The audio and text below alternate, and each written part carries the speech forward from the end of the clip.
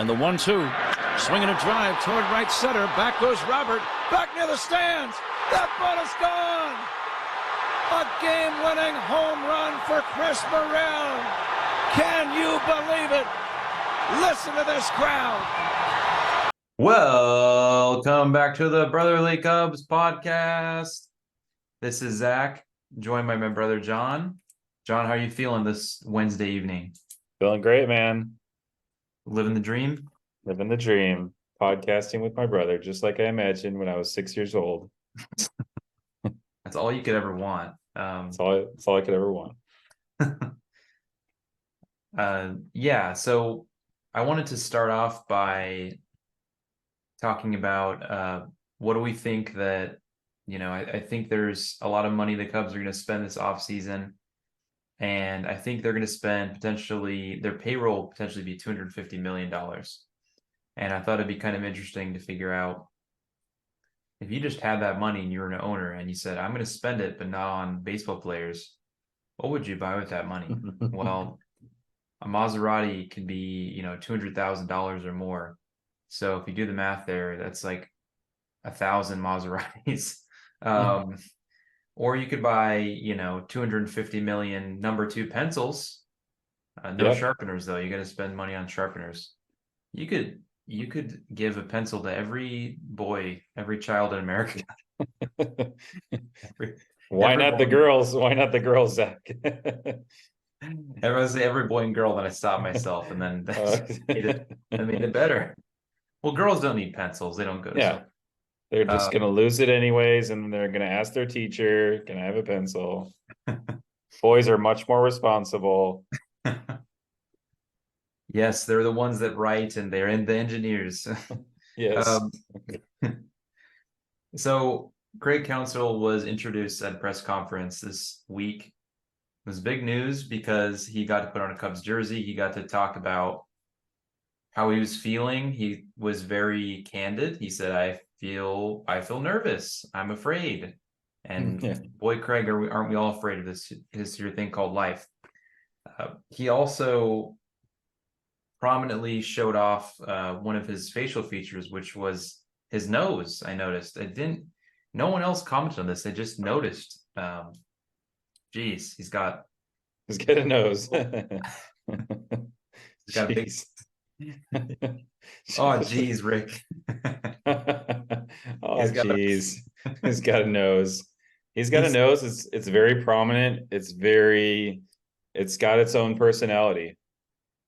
Yeah, it's looking at it up on Google. I was surprised to see the stature of it, and it's got its own profile on Instagram, and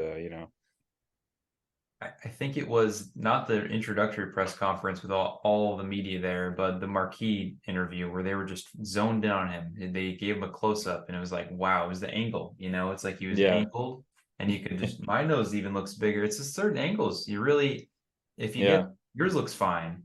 I'm trying to make it longer with my mic. Like, see, if I were to just do the pod like this, just at an angle, you'd be like, I don't know. And no, so, I would take it as very disrespectful, and I would say, "Can you please look at me when I'm talking to you, sir?" Right. Like, why would I do that? And so Craig's got a big honker on his face, and I was wondering, what has he got in there? We ever saw kids with a big backpack in school, and it's a heavy. It's like, what do you got in there?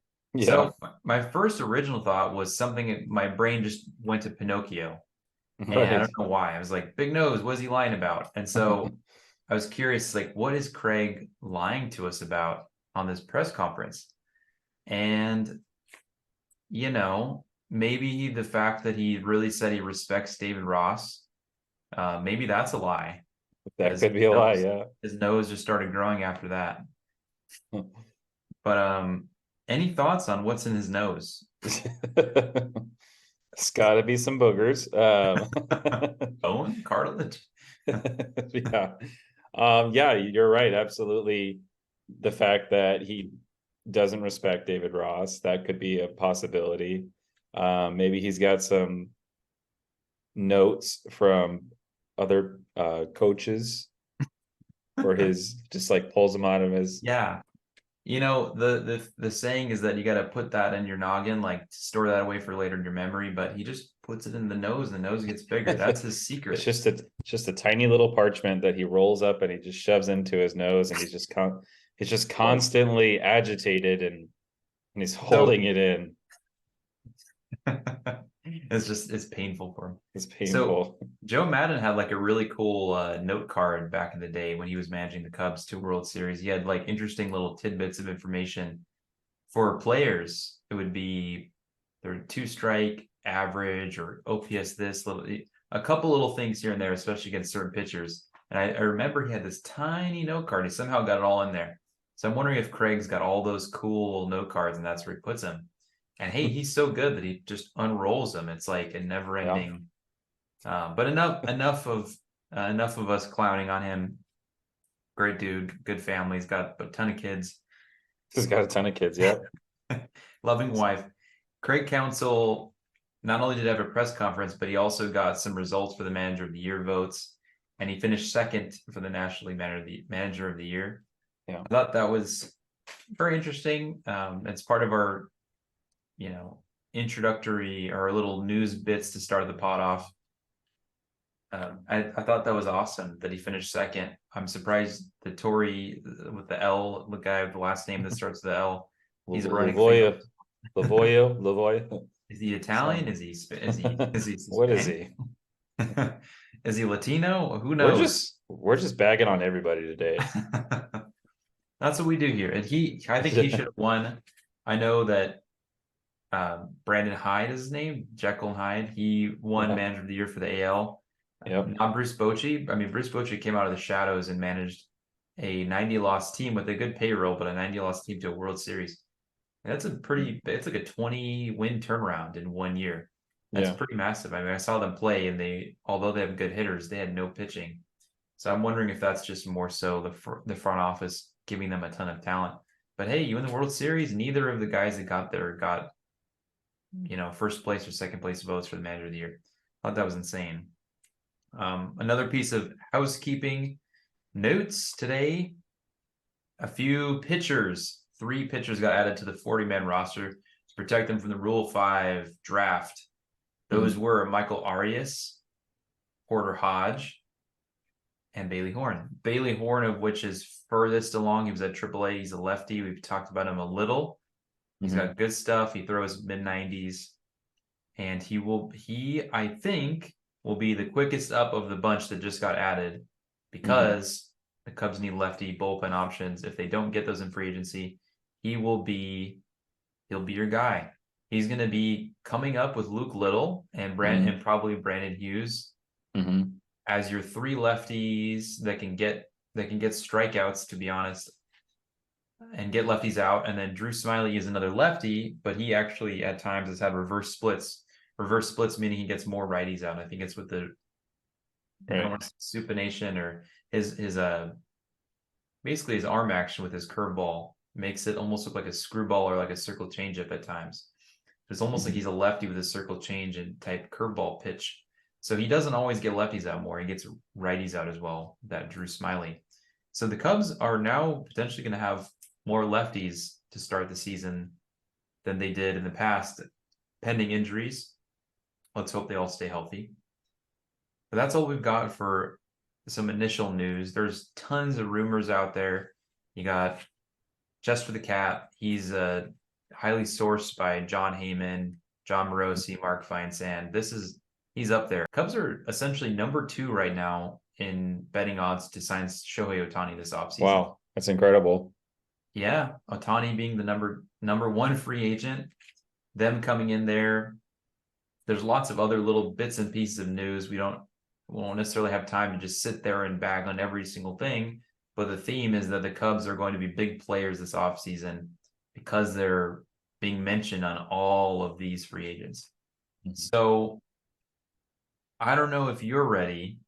If you want to grab the screen, sure, go ahead and grab it. Let's talk about our dream offseason. This is pod number 4. Reach out and grab it. Our dream offseason. Oh, there we go. Okay, you ready? Yeah. All right, so this is my presentation that I have for you today. I went Google Sheets, you went straight PowerPoint. I went straight PowerPoint. Like I'm just like Jed, man. You're ready. Yeah, I'm ready. that's why I always think about that. Like, is this what they show them? Like the free agents? Just they just bring him into like a random conference room and they have him sit down in like a comfy chair and Yeah. they give him Bagels? give him a bag of Funyuns and a Mountain Dew and they say, "All right, Holy, enjoy yourself." holy cow, Funyuns and Mountain Dew. I went bagels and coffee, you went Funyuns and Mountain Dew. Yeah, that just shows how cheap I am. So this is the Cubs 2024 starting lineup and rotation as presented by me, John Flotton, Brother. brother. All right. So Oh, we're talking about dream scenarios. I would love to sign Yoshinobu to Yamamoto. mhm. Most likely it's going to require, I mean, that's the starting price from what I've seen is Yep. 200 million, 8 years. I was looking at another article before we logged into this podcast, and it said that Garrett Cole, I believe his deal was for 8 years and 324 million or something like that, which is like 40 and a half million dollars, Wow. which is insane. And it's insane to think that the Yankees and the Mets are still in on Yamamoto, based on just the amount of dollars they've spent recently, Yeah. particularly the Yankees, on Oh yeah. Carlos Rodon and Aaron Judge, right? Aaron Judge. 40 But I mil. mean, yeah, but Garrett Cole and Rodon, in the And rotation. So for them to right. spend north of that, just for them to spend, he's projected to get, probably more than 200 million, probably closer to 230 or 240 million. Yeah. Again, who knows? It could even surpass Let that. let me just say before you dig into the rest of that rotation and other free agents, it's funny how you add not 7 year, for some reason my brain is saying 7 years. It's funny if you say 8 years, 200 million, that $25 million AAV, average annual value, that looks pretty cheap for a guy with his potential and his age. I would bet Yeah, I would that's bet, yeah, it's probably going to go way north of that. sure. If I'm the Cubs, I would totally do 200 million. I would also do 8 years, 220, although we know Jed and Co and Carter don't want to do these long, long deals. But you're not doing this for a 30-year-old, you're doing it for a 25-year-old. So when he gets done Right. the deal, he'd be 33 in this example. But continue. Yeah. Justin Steele, I mean, he's a bona fide ace, but he's going to slot in as the number 2. Jordan Wicks, Javier Assad, you could make a case that either one of those could grab the number 3 spot. Jameson Tyone, he's locked in for another, I believe it's another 3 years or so. And then we have Kyle Hendricks. And we can talk about this on another podcast. Eventually he's going to probably leave the rotation and they're going to replace Hendricks with someone like a Cade Horton or a Ben Brown. So, Sure. or Javier Assad could step right in there as well, and Jordan Wicks could have a spot as well. So, we'll see what happens in the future. So these are my bullpen pieces. Obviously, you mentioned Bailey Horn. Drew Smiley is a left-handed pitcher. He's possible. Ben Brown, I'd love to see Ben Brown in terms of a long relief, possible emergency spot starter. I think if you break him in as a relief pitcher, let him get used to the major league hitters, I think that's a good starting spot for him, especially given that he was injured recently and he could be recovering from his recent injury. Keegan Thompson, I'd love to see him rebound. I think he has a great shot. He definitely rebounded in the last few weeks or so of the season. Julian Merriweather, he's got triple-digit stuff. Adbert Alzolay, again, he could possibly be the closer again, or an 8th inning setup if they do trade for a closer, and you can see that down there at the very bottom there, as far as a possible closer to acquire. Nick Birdie, but I just recently read that he elected for free agency. I was just gonna say. So unless we re-sign him, and then well, I guess I skipped over Mark Leiter Jr. I think if he's utilized correctly and his splitter is on point, I think Craig Counsell is going to do a much better job as far as utilizing the bullpen in the most appropriate way, not having him pitch on maybe back days. Luke Little, I mean, he came up and I thought he was tremendous. Oh yeah. He's got good stuff. I put down here, insert questionable bullpen piece. Sure. Or yeah, because I feel like there's going to be some closers out there that are going to be available. People like maybe David Bednar, Edwin Diaz, if the Mets aren't in it and they're looking to unload. It also depends on how Edwin Diaz rebounds. That's an expensive deal too. Bednar's he's an arbitration eligible, I think, type guy, and I know Diaz, again, more than the Cubs have ever spent besides Chapman, Roldis Chapman. Yeah, but I would love some of that caliber. David Bednar could probably be acquired for possibly a young, controllable starting pitcher and someone like Ben Brown. You don't want to give that up, so you really got to feel like, David Bednar is, the one of the moving pieces there. A piece to move you in the right direction and possibly put you over the top. Starting lineup, and this is not necessarily the order in which I'd bat them, but you have Rhys Hoskins. I could definitely see Rhys Hoskins slotting in there for about $15 million a year. If that doesn't work out, I had listed trade for Pete Alonso at the deadline if it fails. So if Rhys Hoskins doesn't quite work out. Nico Horner, actually going back to Rhys Hoskins real quick. So you could sign Rhys Hoskins for a high annual value. Yeah, 1 year deal. 1 year deal, but pay him a decent raise from what he was making before, which I think his projections right now are about 15 to 17 million per year. Yeah, that's perfectly fine for him. Yeah, and so if that doesn't work out, you could always flip him and obviously prospects for Pete Alonso at the deadline, assuming that Pete Alonso is healthy. Yeah. Nico Horner obviously slotting in at second base. Jeimer Candelario, I'd like to see him back. Again, if that does not work out, you could trade for Yohan Moncada. Moncada, how do you say that? Mm-hmm. He has a club option for 25 million, so that's a little bit much if you pick that up in 2025. I don't really like that value.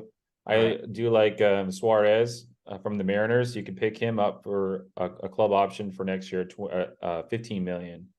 Yeah. So Eugenio Suarez. I would say I like that you included some trade options for third base, and the reason why I like that a lot, there's a couple things here. For one, they can get Candelario on a good deal. Right. That is great. I think I actually want him the most of a third baseman. He gives you everything you need. Yeah, he's solid. I could see the White Sox doing for some reason they traded the Cubs quite a bit, and I could see them going into rebuilding mode. I'm not sure about the Mariners because they're trying to compete, although they have to compete with the Rangers and Astros. That's a tough division. So maybe they do go into, they did trade Paul Sewald, their closer, at the trade deadline, and they still became an AL wildcard team, or at least they were in the battle there at the end. So yeah, it's strange that they did that. But if the Mariners are willing to trade us Suarez, I'd love to provide some trade chips for him, even if it's on a 1 year deal. Right. Both Yohan Moncada and Eugenio Suarez are free agents after this year. So they're one of the top five third basemen on the market as far as free agents for the class of 2025. Right. So they wouldn't cost a lot. You're not giving up a ton of prospects. So if you do want to hold on to some of those prospects for like a David Bednar or a Pete Alonso, you have those available at your disposal. Right. Shortstop, moving ahead. So shortstop, obviously Dansby Swanson. We hope that he has a better year next year. It was a little bit disappointing as far as at the plate. Some people felt like he was overused in some points of the year by David Ross. So again, hopefully he'll be kind of better rested throughout the year.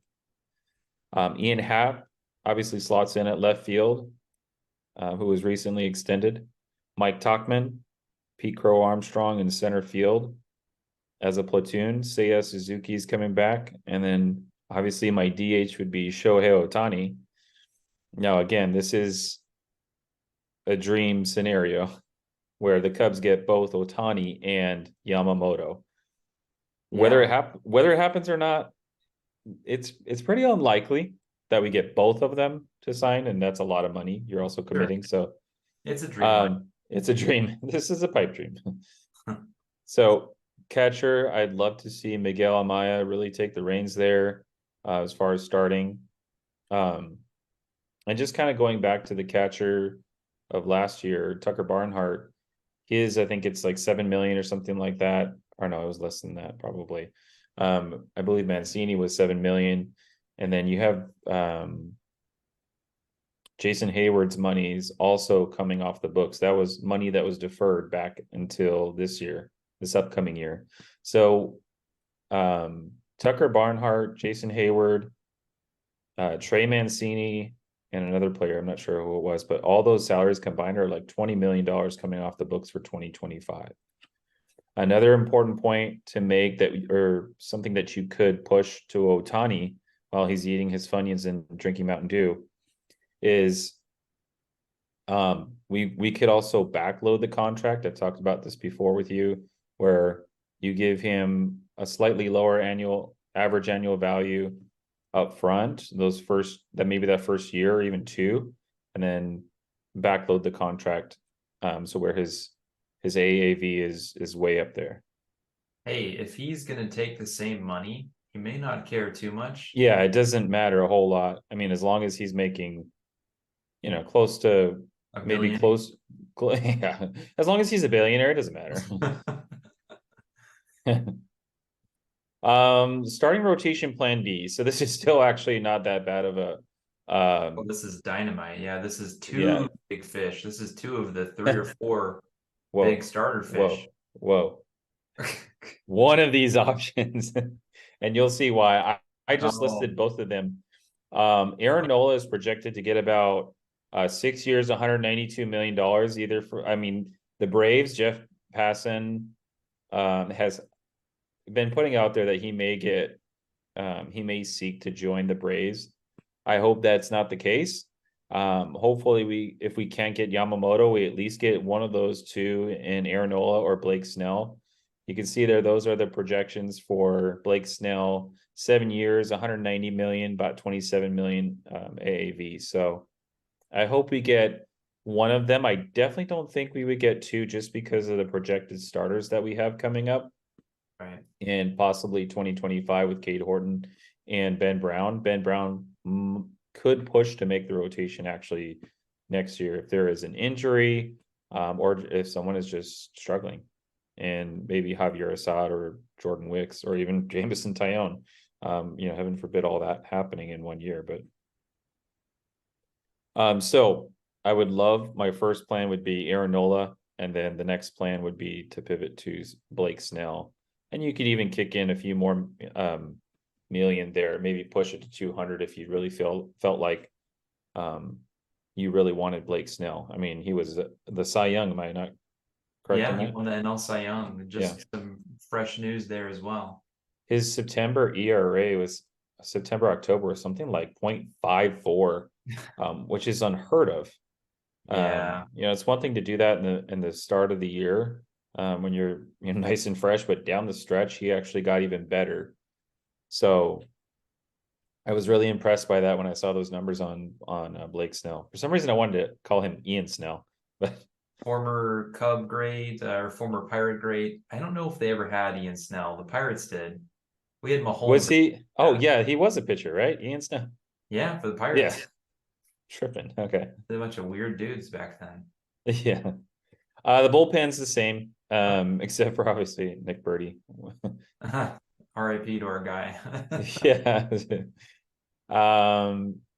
Starting lineup. So this is also assumed, if we don't spend the money on Ohtani and Yamamoto, which is a ton of money, we could also pivot to Cody Bellinger at first base.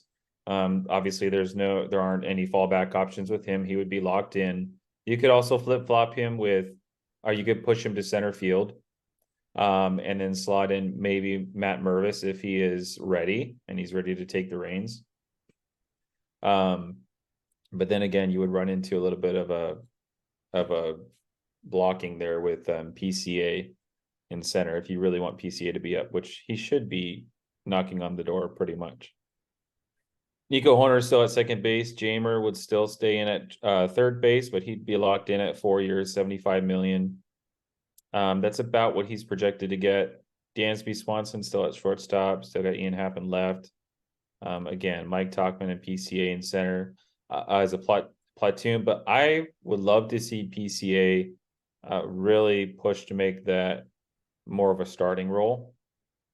He just has to hit. He has to hit and make a little bit better decisions as far as on the base paths. Sure. But he's young. I mean, he's only what, 19 or 20? He's 21, but 21. He's got the skill set that you want as a center fielder. Seiya Suzuki, obviously still in right. I think it seemed like he started to figure things out more as the last month of the season or so. So I'm excited to see where he really, if he can keep that success going in 2024. Christopher Morel, he's a trade piece, but I would still see him slotting in right now, currently as the DH. Or there are rumors that he could also be at first base if they don't sign Cody Bellinger. And then, of course, still Miguel Amaya and Yan Gomes.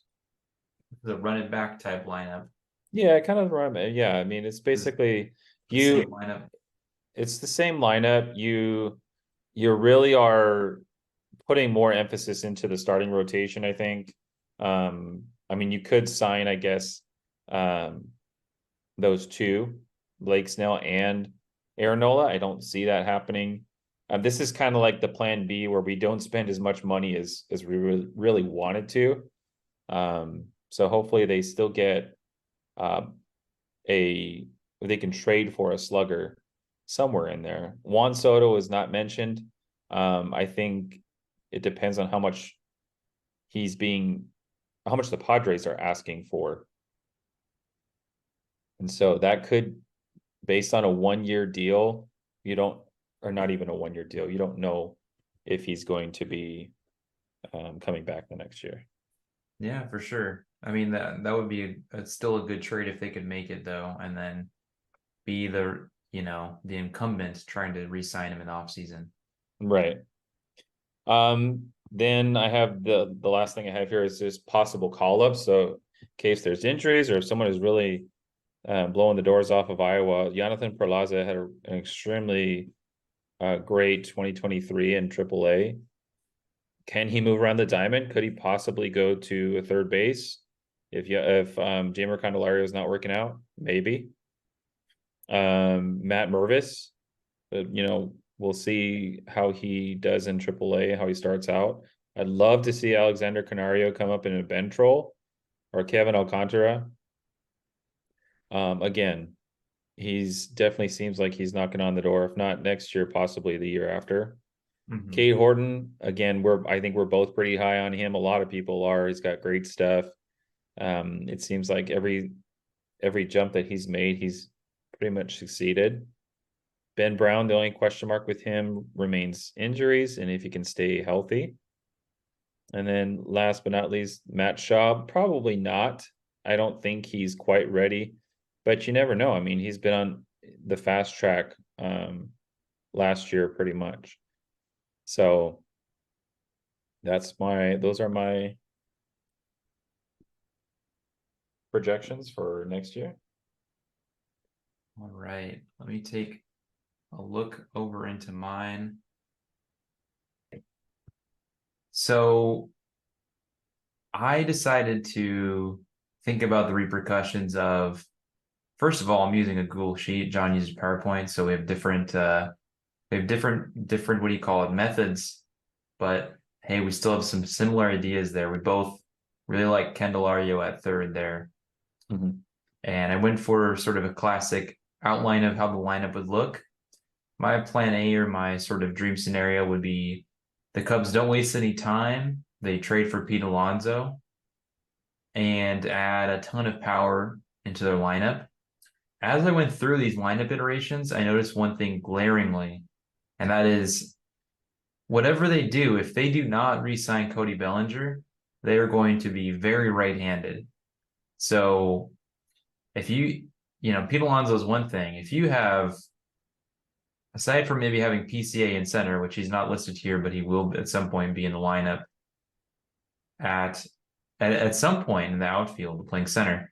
But if you don't sign Bellinger, and let's say you got Alonso or you got Rhys Hoskins or any of those guys, Justin Turner, you're going to be extremely right-handed because then you've also got Suzuki, you've got Swanson, you've got Gomes, and you've got here at the DH, I've actually got Alexander Canario. I'm hoping Craig Counsell likes to play him more. But my plan of action for the Cubbies, trade Morel. There was actually, before I get into the Alonso trade, I wanted to provide some additional news. Jeff Passan reported that he believes a couple of packages are already on the, out in the open for the Padres as to what they'd like in a package. It's less about Morel, but it's a little bit more about controlled pitching. And so if they do trade for Juan Soto, it looks like the Padres would be looking for guys like Javier Saad, Jordan Wicks, possibly Ben Brown, or possibly Hayden Wesneski, any of those guys out of the depth. So the Cubs do end up trading for Soto as a major option to upgrade the lineup. They may end up needing to go a lot more for pitching depth because they're going to lose a ton of depth if that happens. But that's not on my table at this point. Let's talk about trading for Pete Alonso. I'm hoping they don't have to give up as many pitchers. Of course, if they do that here, that lineup's going to look the rotation will look a lot different. If they do trade for Pete Alonso, I believe that will push the Cubs over the edge above the Yankees, the Giants to re-sign Cody Bellinger. And I'm also hoping they go out and sign Yoshinobu Yamamoto. I did it. I got one take. Yoshi Yamamoto. I think that's what you call him. And that's your guy. I ran through the numbers of where the Cubs are at now with the luxury tax, along with an estimated annual value for each of their new signings. Bellinger would come out close to $30 million. Pete Alonso would be just under 30 based on his arbitration number this year. And Yamamoto would easily take in $30 million a year. So he'd be spending close to $100 million. He'd be right at about $265 million, which is $28 million above the first tax line. And I looked up some numbers on either Spotrac or Spotrac, however you say it. And what's interesting to me actually is that if you go above the tax, I don't know about all of the penalties and going multiple years in a row. But what I noticed was if you go above the tax, a lot of times your tax rate's about 25%. So they might have like $7 million in penalties. So those aren't extreme. But once you start getting above the 300 million, above those second and third thresholds, then the penalties start to become 60, 70% of how much you're over. So if you go over 100 million, you may have a $70 million tax. That's something to think about. It sounds like the Cubs probably don't want to go that far, but I'm sure they would like to at least push the boundaries and go above the tax this year in order to make these deals. And they're going to have to. They'll be that almost 30 million above. You're going to have the standard. Essentially, the lineup will look pretty much the same, depending on where you put value in the DH. The reason why I have Canario here is because Morel, I believe, would be one of the main pieces in a trade for either Soto or Alonso. I believe controllable infielder / outfielder with speed, tons of power, great OPS. He's got a lot of potential if he gets the strikeout rate down. I think if they move on from him, then they will have to deal with their surplus of outfielders to play DH. And then, of course, if they sign Yamamoto, you're going to run out Steele, Yamamoto. I noticed you put Hendricks in the 5 spot in your mock. I believe that Hendricks pitched to a 3-level starter, number 3 starter this year. He had a mid-3 ERA for a long time. I'm hoping he keeps it up, but you've got some depth there. Tyone, Jordan Wicks pitched well in limited sampling. He needs to get more strikeouts. Javier Assad surprised us. That depth is actually pretty good, given what we were expecting of Jordan Wicks. Good changeup, solid lefty. Taillon's actually even really good depth because he's got a good track record. He just needs to get back on track. Now, the way this would shake out in multiple years, if you were to look at this, like let's say for a couple of years out, you're going to lose Hendricks in 2025. You're probably going to demote Taillon if he's not killing it, and you're still going to run out Steele and Yamamoto. You'll have Cade Horton there as a top option in 2025, so save a little bit of money there. You'll have Jordan Wicks and guys like Ben Brown and Jackson Ferris. Those are just some prospects that could make their way up.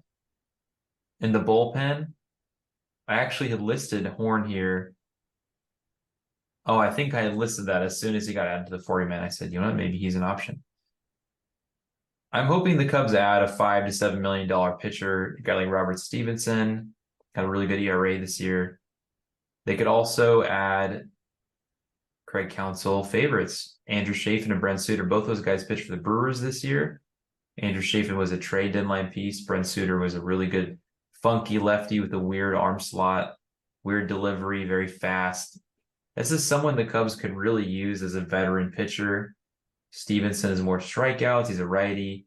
Chafin was a beloved Cub in, I believe, the 2021 season, where the Cubs formed a really good bullpen. So I think that this bullpen could be really good if they add 2 to 3 pieces to it next year. And I don't think I'm going to deviate too much in terms of my bullpen. I think that's essentially the bullpen you have. You only have a few options to upgrade it. Now, my plan B would be if they don't sign Yamamoto, they would sign Jordan Montgomery. Who knows where Montgomery goes? He might go back to the Rangers. But this is actually a much cheaper plan. You're going to save, you're going to be like $20 million less. And that's because Bellinger, depending on what he gets, Turner, he's not going to go for more than probably 20 million. Bellinger, we have him locked in close to 30, maybe 27 million. And Montgomery, same thing. He probably will get less than 30 million. So you're going to save a little bit of money there. And you're going to trot out. The only difference here is the substitute of Montgomery for Yamamoto in the rotation. And then this one I was a little more creative. I decided to put Happ in the leadoff spot because he draws a ton of walks. Horner is your second. He's your second baseman. He's your second hitter. He's going to steal 40 bases for you. He's an extremely good top-of-the-order hitter in that sense. This is some really solid balance here. After Bellinger, you'd have Suzuki up at the top. Turner, I'm thinking of the Cubs signing Justin Turner as a first baseman / DH. And then potentially platoon with Tauchman. I like the idea of the Cubs giving Tauchman some play next year to see if he can replicate what he did. And that gives you another lefty bat in case you really want to break it up and give Turner a breather. Or hell, put them both in the lineup. Put Turner at first, put Tauchman at DH, and put Bellinger at center if PCA needs some time off too. Swanson, this is if the Cubs don't trade Morel and they want to put him at third, although I like that we both had Jeimer Candelario playing third. I like that you put out some mock contract values or projected contract values for some of those guys. I'd probably take Candelario at the 4 years, 75. I'm trying to think of that. It's a 17 million, or not 17. It's $19 million per year. I'd probably want to pay him a little bit less than that. I don't think Candelario is a $20 million per year player, but I think he's close. I think I'm comfortable giving him 15, maybe 4 for 60. And after inflation. Yeah. And our lineups are going to look pretty similar, and that's actually a good thing. We're not going to have a ton of variability. It's because there's not that many good free agent hitters. So our best dream scenario is the Cubs either making a trade or it's them saying, you know what? If we're not going to make a trade, we're going to re-sign our guy and go out and get someone else. Re-sign Belly, get another hitter. Now, if you don't sign Ohtani, this is kind of what you're looking for. And then PCA, I think, will eventually bat leadoff, but I'm not sure. He may need some time at Iowa. And we really love that pairing of catchers in that 8-hole, Gomes and Amaya. Yeah. Jones is a clutch hitter. Yeah. Amaya was really good in the minors for a long time, and he showed some promise last year. His defense needs to be a little bit better, but overall, I think this is still a decent lineup. Moving Swanson to the 6, moving Happ out of the RBI spot, giving Justin Turner, who's a really good RBI hitter, he's a really good contact hitter. So is Suzuki, so is Bellinger. That's the middle of your lineup. You're talking about bat on the ball. You're not talking about Patrick Wisdom batting fourth and striking out 35% of the time. Bellinger was 16% strikeout rate. Suzuki, I think, was in the 20s. Turner always is close to that range. Tauchman, same thing. You really need to get guys in this lineup that will not swing and miss as much and still have some pop. Now, just for funsies, I did have a pie in the sky. What if they did this? And I threw out some numbers. So, so if the Cubs go above the second threshold and almost into the third threshold, close to 300 million, Right. this is an all-in type scenario. Right. So my plan of action here is this: they're second in line to sign Ohtani behind the Dodgers. So if the Cubs sign Ohtani, the reason why I'm framing this way first, the pitching, I always listen pitching first, is because I think pitching is the most important this offseason. Last year's the shortstops. This year, I think it's pitching. There's so many pitchers out there. Yeah. If you sign Shohei Ohtani, we know he had a UCL injury, had surgery. So you will need another pitcher. Who's your other pitcher? But with Ohtani not pitching 2024, I think it's Sonny Gray. He might potentially take under 25 M's per year. He could slot in as your number 2. As unsexy as that looks, Gray is still a good pitcher. There's still depth.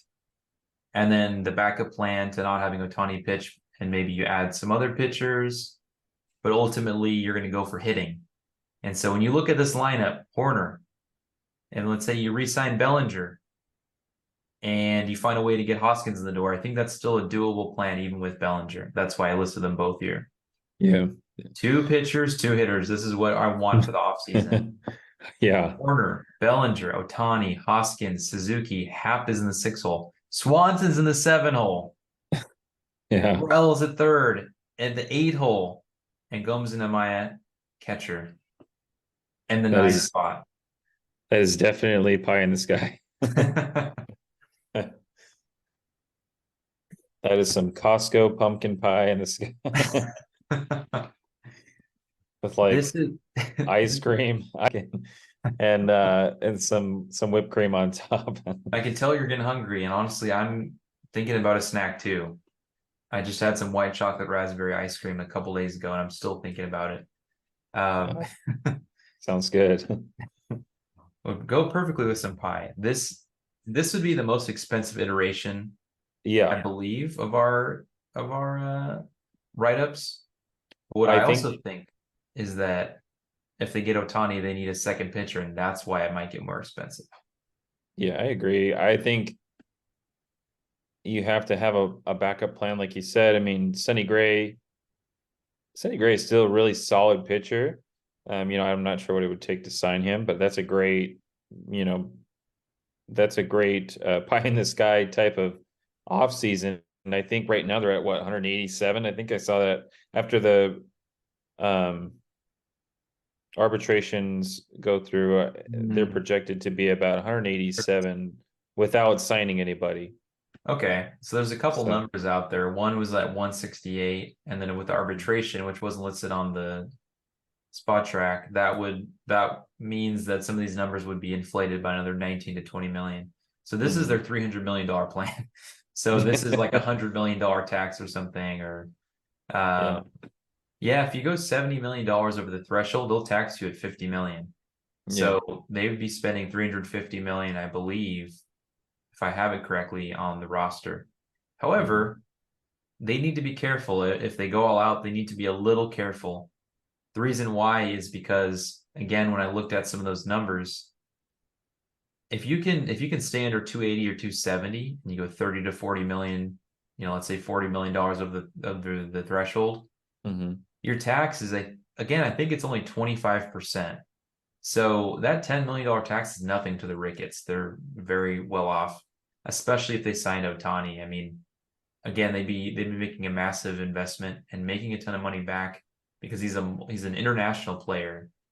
Mhm. He's the best in the league and he's a global phenomenon. Yeah. It's like signing, A-Rod when the Yankees got A-Rod, or it's like, I don't know. It's like when Messi came to Miami. It's like, what? It's like an international star. Ohtani's an international star. You can supplement the roster pretty easily around him, especially re-signing Bellinger. Again, good contact rate. He's a slugger. The lineup looks good all around, but this is pie in the sky. However, 2025, that rotation looks deadly. If you can Yeah, it imagine does. Ohtani pitching with Steele, pitching with someone like Gray on a multi-year deal, and Cade Orton as like your number 4 when he comes up. And Yeah, that's pretty good. Jordan Wicks, Ben Brown, those guys are like afterthoughts in this rotation. This to me, I think is a for sure World Series team, depending on the bullpen. But that's maybe what you have to do these days is spend $300 million to get to that. The Rangers did that. They overloaded their roster with tons of talent, and it worked. They got DeGrom. They traded for Scherzer. Those guys actually didn't pitch very much, but Andrew Heaney worked out. They actually went for volume too, in a way. The previous year they had a lot worse of a rotation than the Cubs, but they were trotting out John Gray and Martin Perez, and pretty much that's it. They said, you know what, we like John Gray. Maybe we're okay with Martin Perez. I think he did actually return, but they had Gray as a sort of back end rotation piece. They had Andrew Heaney, and they actually added Nathan Eovaldi. Yeah. So they added 3 pitchers in one offseason. Yeah, it's incredible. And the thing here is if the Cubs, for some reason, whiff on Bellinger and they go for, let's say, more of a Rhys Hoskins or Justin Turner route, and they just go overloaded right-handed, then, which I believe is more of the plan A, if you didn't have Tauchman in there, depending on where PCA is, you'd have Hap. If you don't sign Bellinger, so this would be like Hoskins Turner, you literally have 2 lefties in the entire lineup. Unless you put Tauchman in center, or excuse me, PCA in center, Tauchman DH. Okay, then you'd have maybe 2 lefties with Hap, maybe 3 lefties. But if you have 2 lefties and 7 righties, right-handed pitchers can probably eat that lineup up a little bit. So lefties are actually important to an extent to mix your lineup up.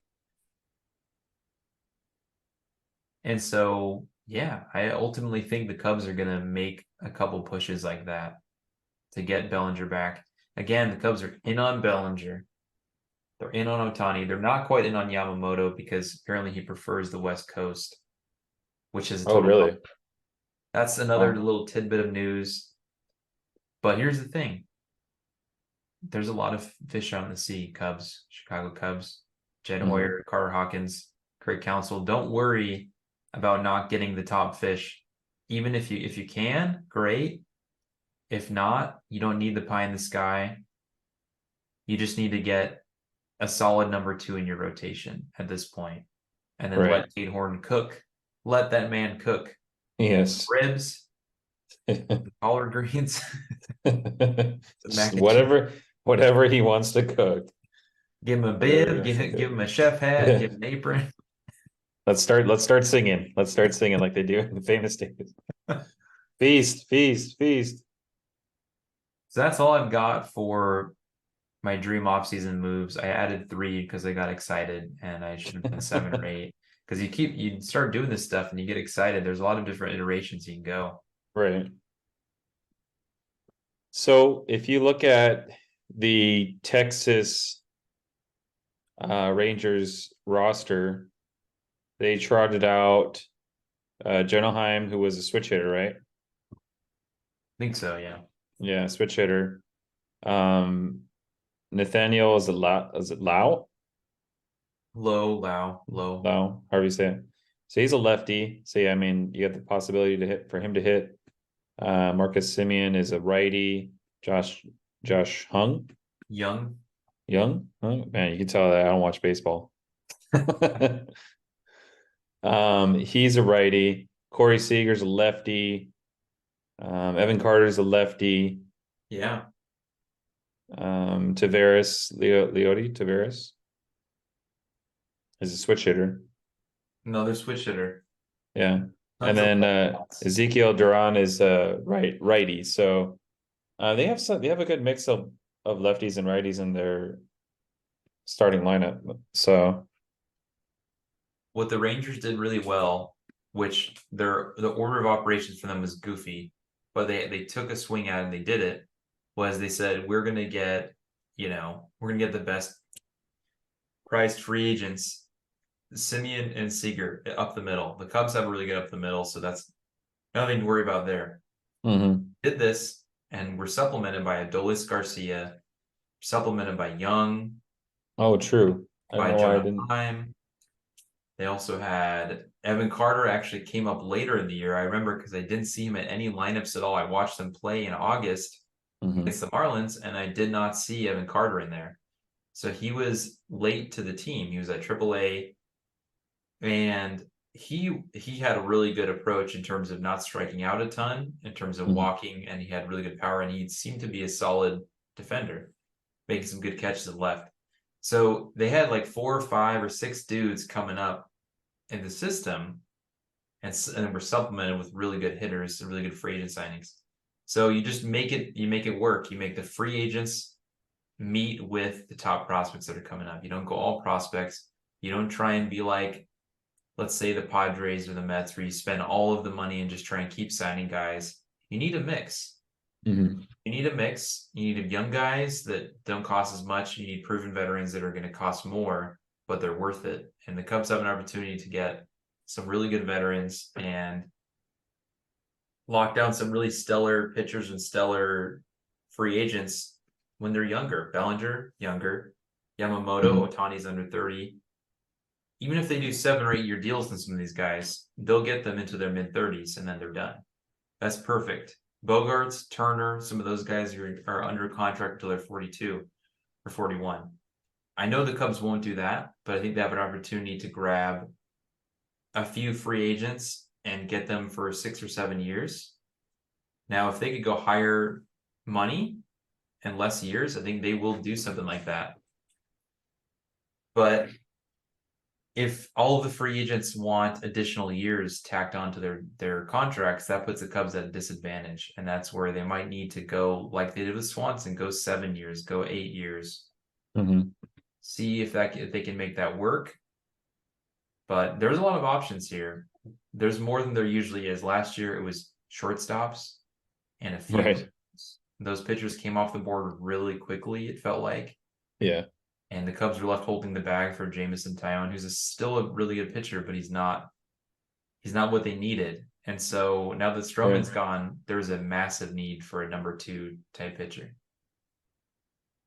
If they get Ohtani, do you think that they're still going to be able to? Do you think that would push the needle, or do you feel like they still have to lock in a starter, right? Yeah, unfortunately, it's a good move. It would be an even better move if he wasn't injured. He got injured at the end of the year, and it's like I don't want to say he cost himself some money, but that definitely makes that team that signs him spend a lot more that offseason, because now you're going to have to still get a number 2. Now, if you make that commitment and can find a way to free money off the books, getting Ohtani and pairing with literally any of these starters that are available would be incredible. I mean, you have a really solid number 1 through 3 easily. Like if you pair Snell with Steele and Ohtani, just hypothetically, or any of those top guys, or Montgomery, that's crazy good. Crazy good for many years too. Steele is going to be locked down. Free arbitration. Ohtani's going to sign a massive deal. The other guys will sign at least 5, 6, 7 year deals. So that's what you get with those. If you do spend a lot of money, you're in a long window of contention. Like you're going to be in contending as long as Counsell's the manager, at least 5 years. You've got to think that there is a plan in place because of what Counsell was told, I think from what I've heard, I think they said we're going to go all out this year. And if we swing and miss on some of these, we have an opportunity to a little bit more the year after. I think next year is more of a hitter's free agent class. Mm-hmm. So if the Cubs miss on Bellinger, but let's say PCA does well, or some other prospects are going to do well, and they only need to add maybe 1 or 2 hitters, right? Mm-hmm. And so a year from now, I'm obviously Pete Alonso will be a free agent. Juan Soto will be a free agent. Those guys will technically they will not extend with their team that they get traded to if they do get traded. Now, if either of those guys stay with their team, then the Cubs are in a really good spot because those guys are probably going to want out of their respective teams anyways. So whoever trades for those players has a distinct advantage to re-sign them the next offseason. However, some players, like for instance, every single Atlanta Brave that's ever existed, the Atlanta Braves, they'll sign their extensions. And a lot of players will sign extensions with their teams. But Boris clients do not sign the extensions because they know they're getting a discount when they sign an extension during the season or before the season. So Happ and Horner probably got a little bit of a discount to a certain extent. If they waited till they're free agents, they've improved their value, improved their WAR, all their metrics, boom, sign a massive deal. So it's still possible if Soto and Alonso don't get traded, or even if they did get moved, the Cubs could still be players next offseason for one of those guys. Yeah. That's already a really big free agent class with just those guys.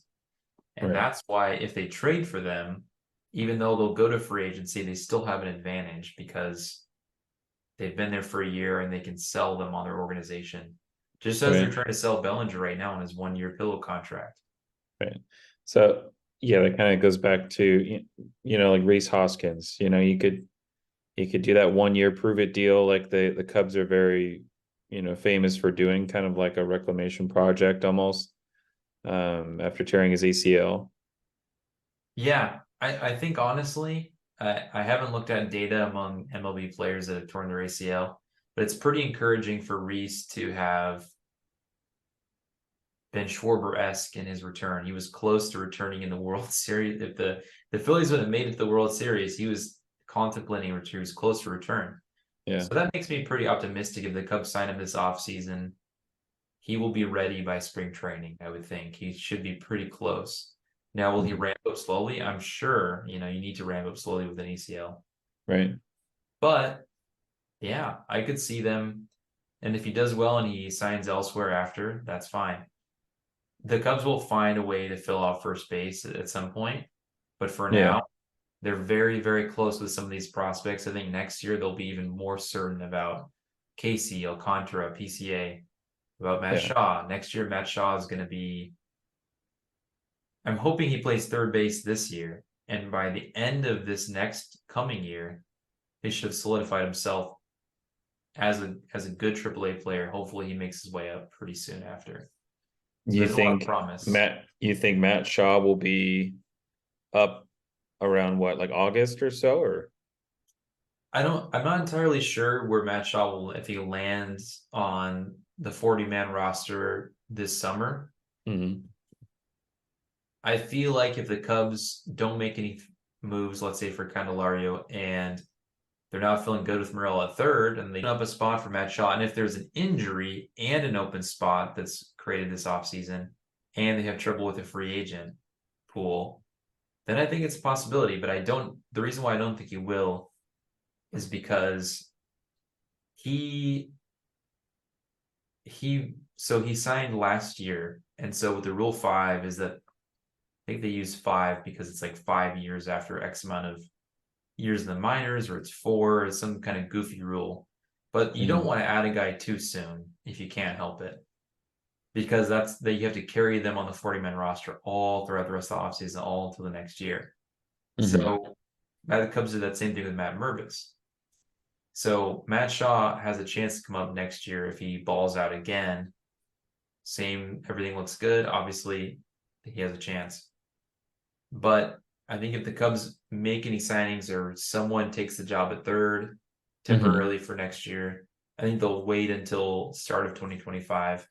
At that point, he'd be like 3 years in. He'd have to be added to the Rule 5, or not Rule 5, have to be added to the 40 man at the end of 2025 or something like that. That's why he has a good chance in 2025, from what I've seen. But yeah, some big pieces coming up in that year. You know, next year, Cade Horton for sure. Ben Brown, I would assume he's up by then, and then yeah, Matt Shaw, and then possibly even Owen Casey. So, oh yeah, Owen Casey's going to bat at AAA next year. So yeah, Casey is pushing himself into that DH sort of first baseman, backup right fielder role. yeah. I think if he learns an extra position, he can really become a utility power bat off the bench even next year. Yeah. Again, the 40 man stuff, he's going to be Rule 5, should be Rule 5 eligible pretty soon. I believe at the end of 2024. And so that gives him incentive to want to add him at the end of next year for sure. That always gives him incentive. Yeah.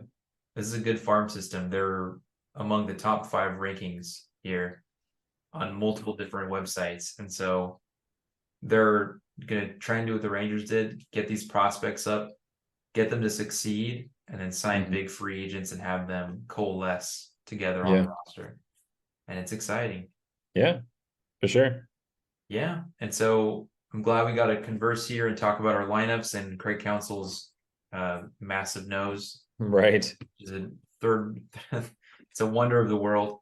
But this has been the Brotherly Cubs podcast. I'm Zach. That's John. And have a great rest of your night. See you later, everybody. Peace.